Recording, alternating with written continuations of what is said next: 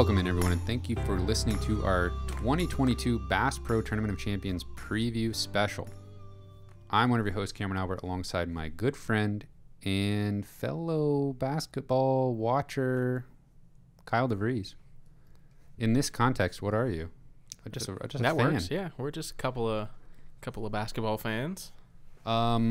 This, if you are a normal listener to the Missouri Sports Podcast, this is a little bit change of pace as far as content goes. The Bass Pro Tournament of Champions is a high school basketball tournament that takes place every year in Springfield, Missouri. It is an invitational tournament where some of the best teams from around the country come and play. It is reportedly the best attended high school basketball tournament every year in the country. And then they also select a few local teams to compete against the best from around the country. There's always high-level recruits. There's sometimes Division I coaches and scouts. There's always Division I coaches and scouts checking out the players.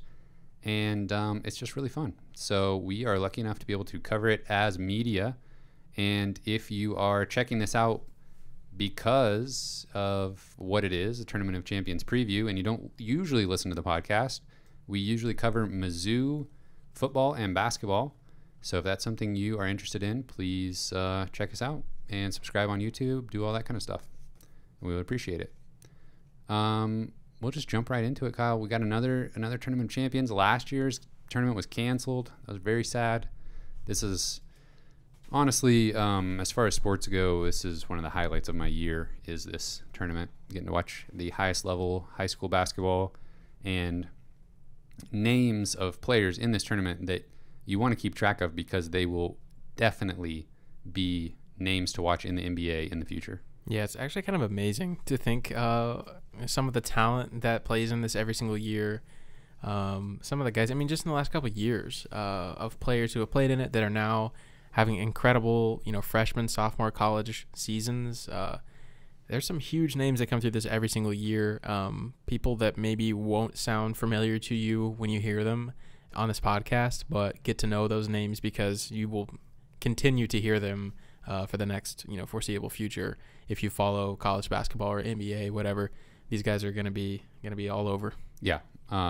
Usually when March rolls around, there's a lot of familiar names for people that have kept track of this tournament over the years.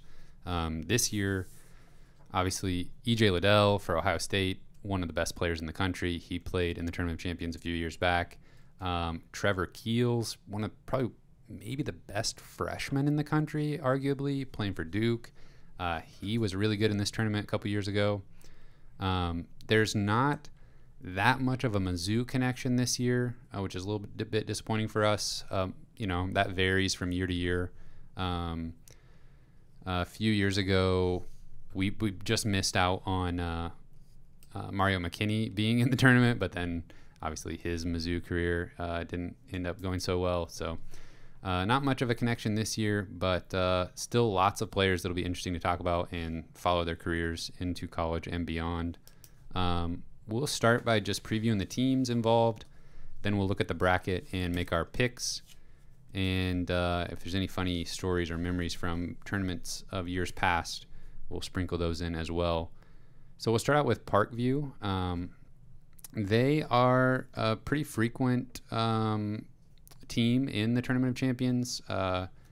They have a player named Elijah Whitley, who is a guard who is committed to a local, what is Drury? Division II? Division II, yep. Drury Panthers. Go Panthers. Producer Cameron went to college there. Mm-hmm. I don't expect much out of Parkview in this tournament. You don't usually expect much out of the local teams. Actually, recently, Greenwood, of all teams, they're a very small private school connected to Missouri State here in Springfield, but they had Aminu Muhammad, who was a 5-star player, and he's like in the record books now of the Tournament of Champions. He's having a pretty good freshman year at Georgetown. So they were kind of an outlier, honestly. There's been some Kickapoo teams over the years that have done pretty well from the local kind of lower seeded position in this tournament. Unfortunately, I don't expect that from really any of the local teams this year and not Parkview. Yeah, Kickapoo's actually had a pretty storied history in the Tournament of Champions. I mean, they won it in 2005. I don't know. That's pretty unheard of. What caliber of teams were in the Tournament of Champions in 2005? I'm assuming it was still like a similar caliber of player. I mean, they were going against future NBA players, and I guess one of Kickapoo players was a future NBA player. So yeah, Anthony Tolliver. Right. So Kickapoo has won games before against some of these like, teams that are coming in from across the country. Anton Brookshire, I'm convinced if Kickapoo doesn't play in the Tournament of Champions, I don't know if Anton Brookshire ends up at Mizzou. Yeah, you're probably right. Because he went off against Oak Hill 2 years ago in the tournament, really put himself on the national radar after his performance. 2005 also featured one Tyler Hansborough from Poplar Bluff. Interesting. Yeah, so Steven Mitchell. Yep, he was on that Kickapoo squad as well. Moving on to Nixa. They have 2 guards. They're pretty good. I'm not sure how you pronounce his first name. Probably Cale Combs and Colin Ruffin. They're both 6'4" guards. Combs reportedly has a Missouri State offer, so he might be staying local to play college ball. That'd be cool to see. It's a great opportunity for Missouri State to recruit. Not only, obviously, they get to look at the local guys whenever they want, but some of the bigger schools that come here, they have some more under-the-radar prospects that a Missouri State might be able to swoop in and recruit. So it's definitely worth it for Coach Dana Ford to be checking it out. Yeah, I mean, it's a very good opportunity for Missouri State to host an event like this. It's like better attended than an actual Missouri State game usually. Yeah. Unless they're playing a really good opponent or something. So Missouri State has great facilities too. JQH, I guess it's not JQH Arena anymore, but formerly what was JQH Arena, I don't know what it's called now. I don't either. But Missouri State's arena is very nice. I mean, I think it seats like 12,000 or something like that, and a really nice facility. So it's a cool experience for even these high school kids who get to play in front of a huge crowd and stuff like that. I don't think they get to do that kind of thing very often. So yeah, it's becoming more popular. I feel like the Tournament Champions kind of established a little bit of a trend, and they were the only ones for a long time, but now you're starting to see more tournaments and invitationals and just like big matchups between storied high school programs that draw a big crowd, but still nothing quite like the Tournament of Champions in my opinion. Next local team, we have Springfield Catholic, and they are led by 6'5" guard Zach Howell, and he is on pace to break some records. I think he's even flirting with some of the records that Anton Brookshire put up as far as like Springfield Public Schools all-time records. So he is a really good player, kind of a do-it-all guard. He can score from wherever, really good three-point shot, and his recruitment has been a little bit under the radar, as you would kind of expect from a player out of Springfield Catholic, but he tweeted not too long ago that he has a Texas Tech offer. And that is really his only Division I scholarship offer. Texas Tech, like 3 years removed from being in the national championship. So that's a pretty big deal. He also said in an interview recently that he has heard from Mizzou as well as Colorado State, and he has a visit scheduled to Wisconsin. Yeah, that is a pretty random offer to be your only one for somebody from Springfield. There is a potential like kind of long shot connection that he might have with Texas Tech, and that is a graduate assistant on Texas Tech staff. His name is Tyson Batiste, and he played here at Kickapoo a few years back, and so maybe there's some kind of Springfield connection with those two guys. But really, other than that, I can't really think of why Texas Tech would be his only offer. It's pretty random. Yeah, so it is interesting to see Mizzou being mentioned with him, though. He brought that up as somebody, a school that's been in contact. So maybe we're looking at a similar situation to Anton Brookshire, where if he can show up, and he is going to have every opportunity playing against really good players in the first round against Paul the Sixth. That's what I'm going with. Paul Quinn College. But yeah, Zach Howell, he might be able to boost his recruitment a little bit on the back of a couple good performances in this tournament. I expect him to perform well. He has not backed down in facing tough competition in the local blue and gold tournament here in Springfield. So yeah, I think he'll have a pretty good showing. But I guess as Mizzou fans, with that Texas Tech offer sitting out there, is it too late for Mizzou to get involved, do you think? Or maybe the allure of staying closer to home might convince him? But yeah, it's tough to know. I mean, you don't know what kind of work Texas Tech is putting in his recruitment. Right. I mean, they may have offered him, but they might just kind of be putting the feelers out. If they're not talking to him very often, then I'm sure Mizzou could swoop in if they wanted to. That's kind of what I was thinking. But we'll learn a lot from this tournament, and in the recap, we'll be able to maybe venture a guess as to how involved Mizzou will be. Moving on to not exactly a local team, but still a Missouri team, New Madrid. Now, listeners and viewers, Kyle and producer Cameron scoffed at me when I pronounced that New Madrid, even though I'm 99% sure that's how the locals would pronounce it. I'd believe it. Well, we say Nevada too here in Missouri, right? That's true. And Monette. Yeah. Yeah. You gotta just country it up a little bit, I guess. Do they call it the New Madrid Fault? No, it's Madrid, I'm pretty sure. So same name. New Madrid County. They have a couple players named Jadis Jones and BJ Williamson. They're both juniors, so their recruitment is not really picked up much, but they have probably not necessarily Power 5 potential, but I do think they have potential to play at the next level. Then moving on to the first really out-of-town school, and that is Whitney Young from Chicago, Illinois. They have a really good player, really good forward. He's a 4-star recruit. His name is A.J. Casey, and he is already committed to Miami. He is the number 67 player in the senior class this year. According to 24/7 Sports, all these rankings will be from 24/7. And then they've got a couple unranked players that have D1 offers.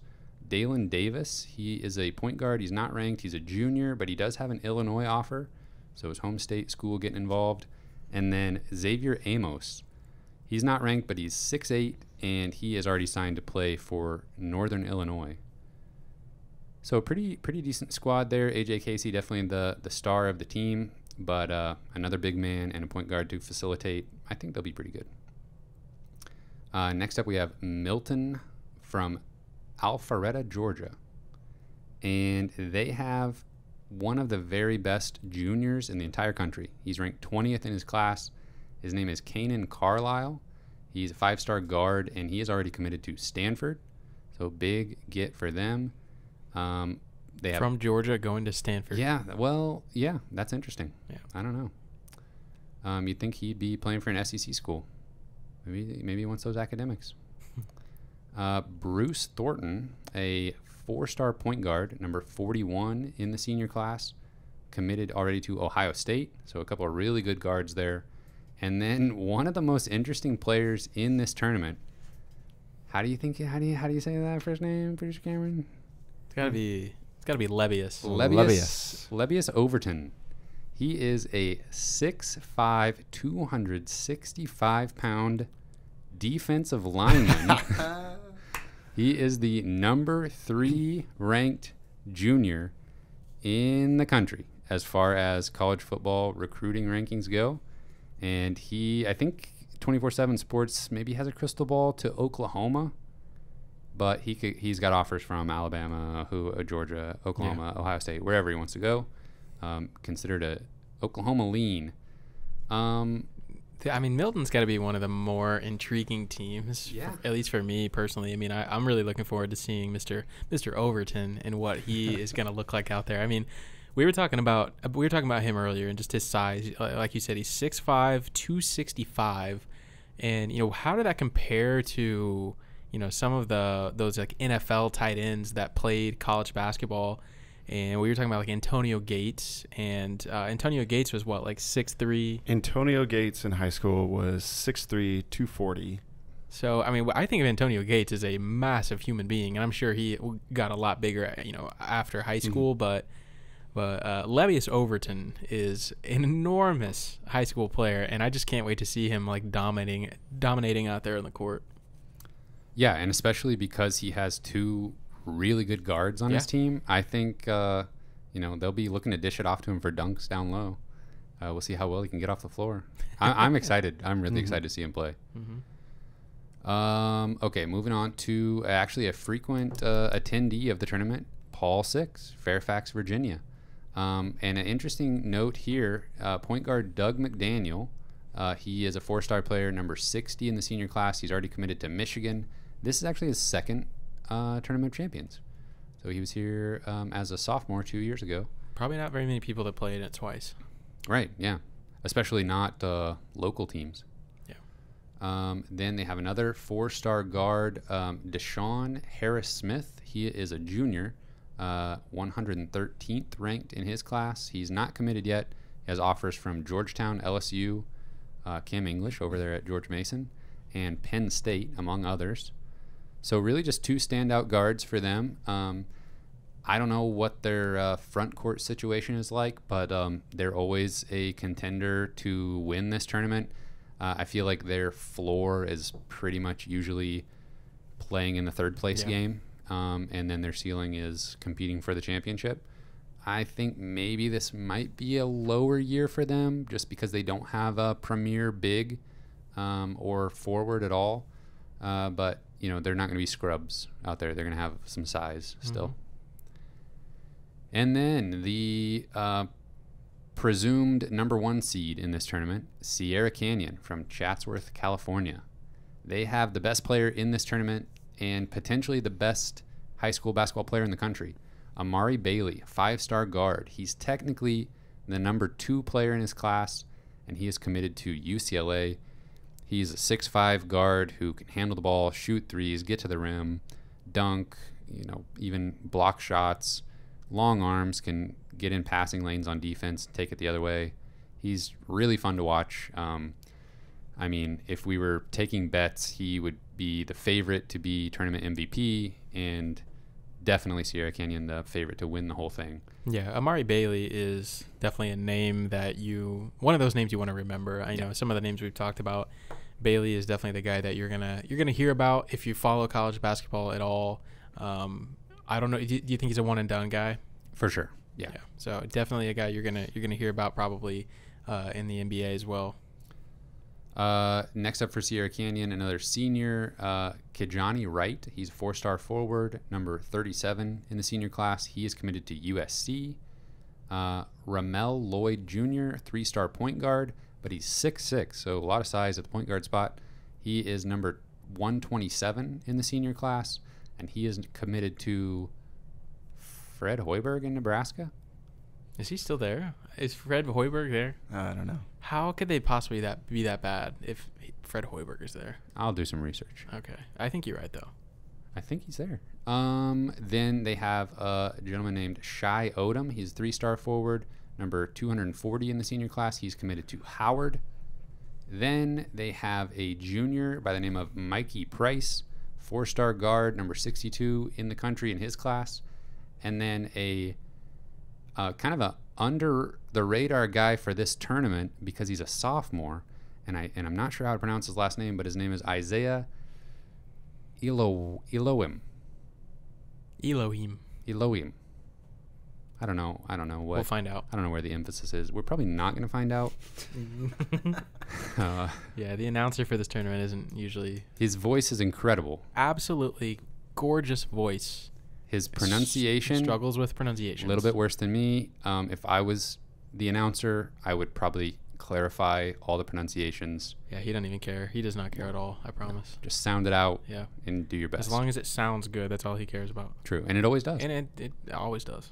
Yeah, he is a 5-star player. The rankings aren't really out for the sophomore class yet, but he will be, I think, probably like top 5 in his class. He's a really well-rounded, do-it-all guard in the same mold as Amari Bailey, honestly.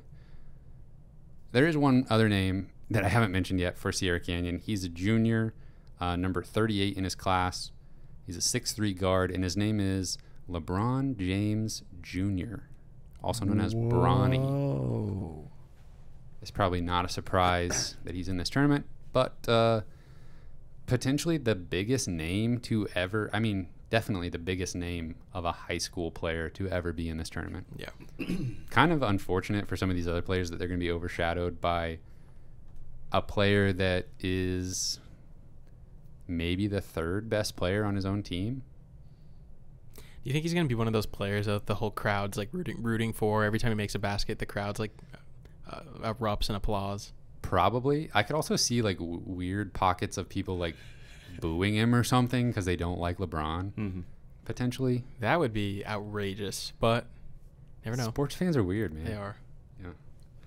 But that'll be fun. There's been talk, oh my gosh, will LeBron be at the tournament? It's possible, but I really don't think so. I did look at the Lakers schedule. They play on Wednesday and Saturday. So he definitely won't be there Saturday. Right. Definitely. Which, if he was not playing basketball, I would say would be the most likely one for him to go to. Yeah. So. Yeah, the championship game, presumably. Yeah, maybe he is in town and has a quick turnaround flight, but I think they play both the Lakers games are on the West Coast. I don't know if it makes sense. That'd be pretty amazing, though. That'd be cool. Yeah. The arena they wouldn't let him show up and people not know about it. Like, if True. LeBron James is going to come to Springfield, Missouri and attend the Tournament of Champions, they're like, we're not letting you in the building unless you let us announce that you're here. All right, so those are the teams. I think just we rattled off a bunch of names. You mentioned definitely keep track of Amari Bailey. He's probably a one and done. I want to reinforce, keep track of Kanan Carlisle. He's just a junior, so he has a whole another year of high school basketball. But so did Trevor Keels 2 years ago, and now he is starring for Duke. I'll be watching what Stanford does while he's there. He's one and done potential. But maybe going to Stanford, he doesn't get quite the notoriety that he would if he went to, Duke or Kentucky. So we'll see. But those two are the guys for sure that I'm keeping track of the most. I'm keeping track of Levius Overton. Well, sure, yeah. That too. He's gonna tear it up on the defensive line wherever he goes. Let's take a look at the old bracket.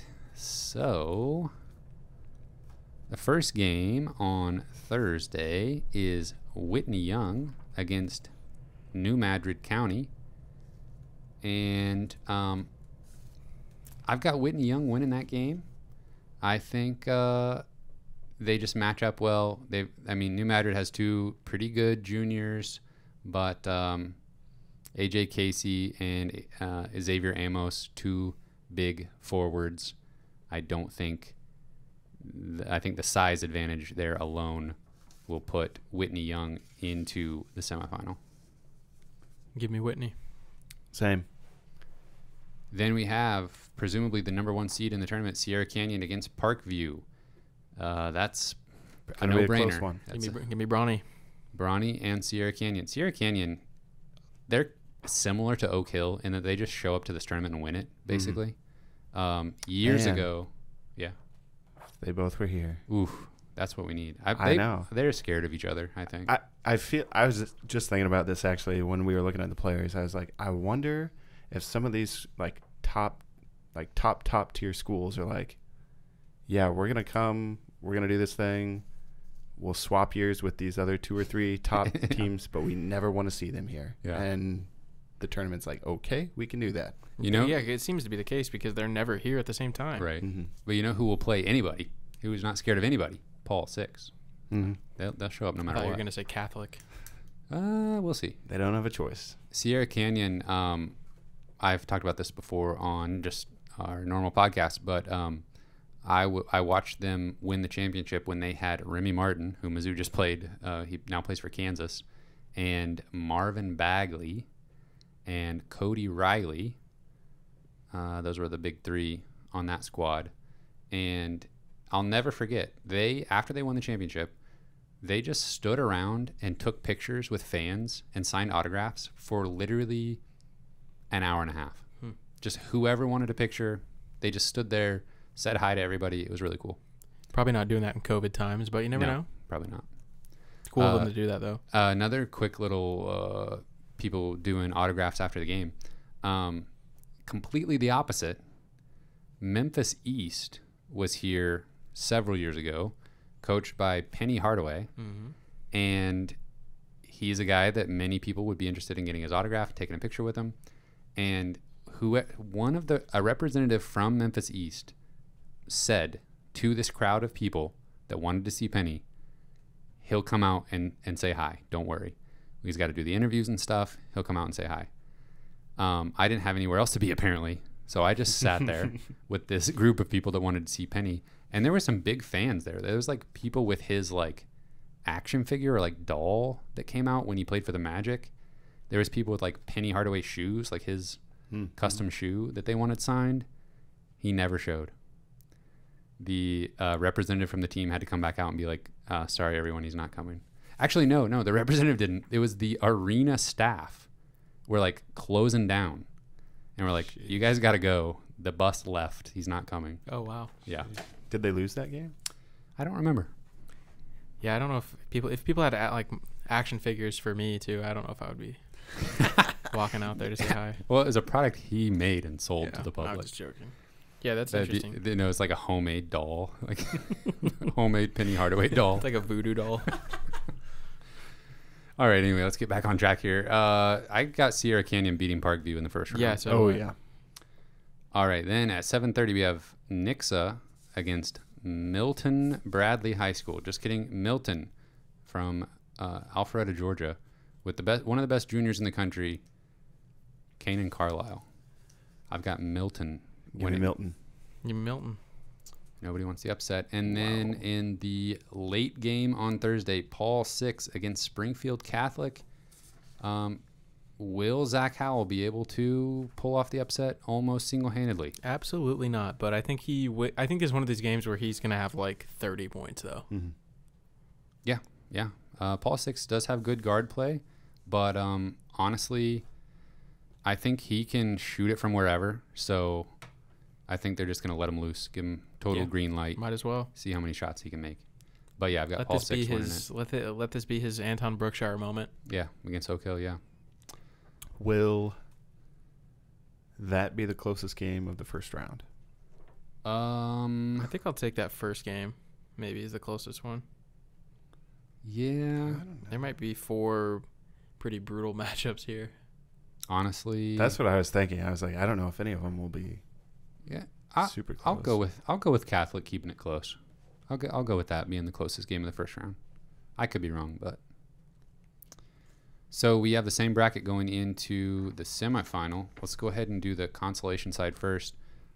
So New Madrid versus Parkview. I've got Parkview winning that. I got Madrid. Me too. Okay. Then Nixa versus Springfield Catholic. I have Nixa winning that. I think Catholic they just played their hearts out against Paul 6, and they just weren't able to bounce back from that brutal loss. Yeah, they were in a 9 p.m. game. It's going to be getting late. Yeah. Going to be tired. Get their hearts ripped out. The Yeah, more we give talk me about Nixa. it, the closer that first round game is. No way. Give me Nixa. There's absolutely no way. I am choosing Nixa as well. Okay. Well, we're all on the same page there. So I have Nixa winning the 5th place game. I have them beating Parkview. I have them beating New Madrid. Dang, I thought I was being like special. I have Nixa as well winning the consolation game against Madrid. Kyle, you should know you're anything but special. That's true. Except to me and producer Cameron and Thank all you. of our listeners and viewers. And probably my mom. Well, we'll have to ask her, I guess. Okay, 7th place game. I have Springfield Catholic finally getting it done, winning a game against New Madrid. I have them beating Parkview. Catholic, yeah, the same. Okay. Catholic getting the 7th place finish. Okay, now hopping over to the winner's side, I have in the first semifinal game, I have Sierra Canyon beating Whitney Young. Same. And I don't think it's going to be all that close. Same. And then on the lower half there, the late game on Friday night, I have Milton beating Paul 6. Same. Same. Wow. Wow. Okay, 3rd place game, They might. I feel like I could be completely wrong, but I think they should rename the third place matchup the Paul 6 game. The bronze I feel matchup. like they're just like made for the third place game, and I think they'll win it. I think they will win it as well. Producer Cameron. Give me Whitney. Oh, all right. Wow. And then in the championship, I hope it's close, honestly, but I don't see any team. Does anybody have a chance? I actually wrote in Milton first as the champion, Wow. but I decided to change my mind and just go with Sierra Canyon because that's probably what's really going to happen. But I think that'll be a fun matchup, and I think Milton will give him a good game. Yeah, I think Carlisle for Milton, he's the real deal, absolutely. And I don't know if he'll get enough support, but in Sierra Canyon, I don't know. Amari Bailey, he is able to play good defense when he wants to, but I don't think they'll put him on Milton's best player to try to shut him down or anything. So I could see Carlisle going off, but it not being enough to beat Sierra Canyon. I could see Lebius having 25 rebounds. Maybe. I want to see Lebius dunk on Bronny. Ooh, that would be something for TikTok or something. That'd be yeah. When Levius Overton is in the NFL and LeBron James Jr. is playing with his dad in the NBA, he could say, "I dunked on him." That would be special, and we'll be there to watch it, to film the TikTok. So we all say Sierra Canyon for the championship. Yep. Man, next year we want Oak Hill and Sierra Canyon. Yeah, both out here. Probably Amari Bailey's going to be tournament MVP. And which team do you think is going to win the sportsmanship award? Of all these teams, who just really seems the most sportsmanlike? I really feel like that's going to be Nixa. Really? Yeah. Yeah, I don't know. I think Give me Whitney. Paul 6. I think whoever wins the third place game will get it. I think Nixa. I think it's Whitney, but I got them losing the third place game. Oh. They're going to be so gracious in defeat, you just won't be able to stop from handing them the sportsmanship award. Nixa's never going to lose, so they can't even be good losers. Nixa? No, I'm just kidding. They're going to lose to Milton, but they'll win the consolation game. All right. Any other notes or nuggets for the folks? This is such an exciting time. Yeah. Mm-hmm. We'll If you're there, we'll be wearing our T-shirts. yeah, come say hi. Come say hi. Anything else? I think that's it. Well, if they're interested in listening to our podcast that we do weekly covering Mizzou football and basketball, where could they find that? All right, everybody, you can find us on Spotify, Google Podcasts, or Apple Podcasts. You can follow us on Twitter at Mizzou Sports Pod, and you can email us at MissouriSportsPod@gmail.com. You can find our T-shirts and stickers on our online shop, MissouriSportsPod.BigCartel.com. Thank you, everyone, for listening. We will see you after the tournament for a recap episode. And if you are one of our weekly listeners, we will see you in a week to talk Mizzou. See you then. Thanks for listening.